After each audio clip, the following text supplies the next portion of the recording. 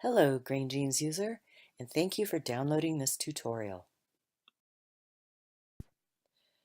If you are new to GrainGenes, please review the tutorial entitled How to Perform a Simple Custom SQL Query in GrainGenes for background on types of queries and the SQL interface.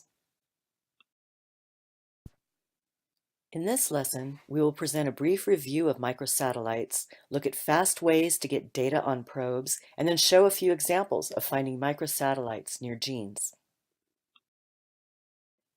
Microsatellites are stretches of repetitive DNA from 1 to 6 or more base pairs.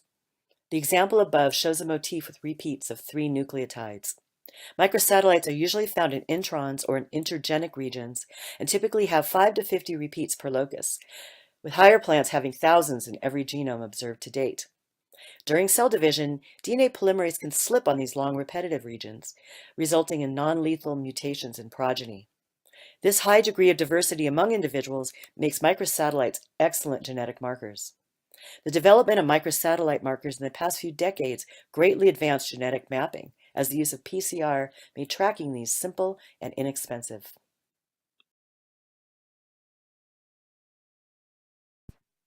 Terms are often used interchangeably.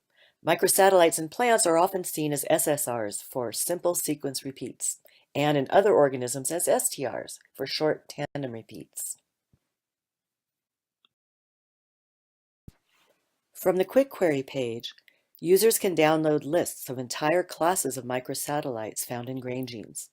In this example, I requested a list of all microsatellite probes. Currently, there are over 10,000 microsatellite probes in the database. In slides following this, a copy of the drop-down list with marker prefixes will be included, and a slide at the end provides the meaning of the acronyms and marker sources.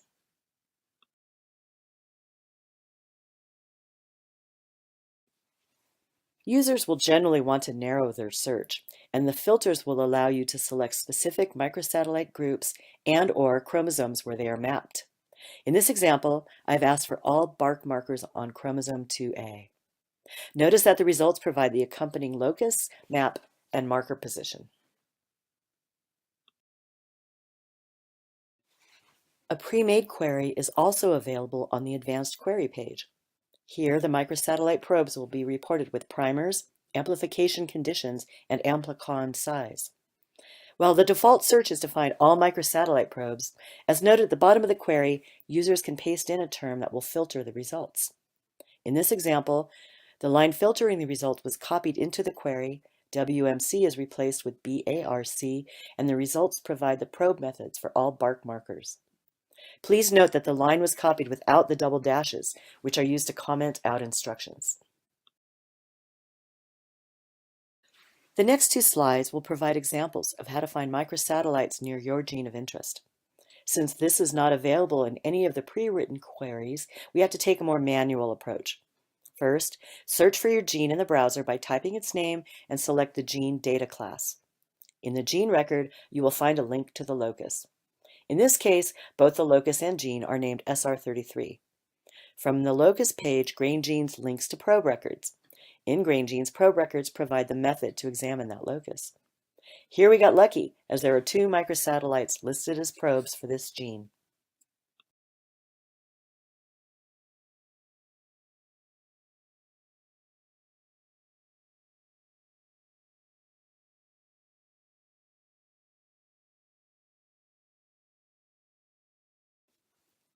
Here, we will look at another gene, LR47.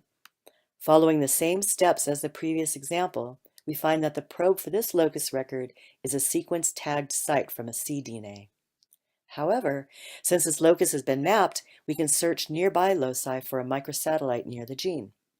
Using the default 10 centimorgan value, we find 3 microsatellites that are nearby. Users can also edit the query to reduce the distance.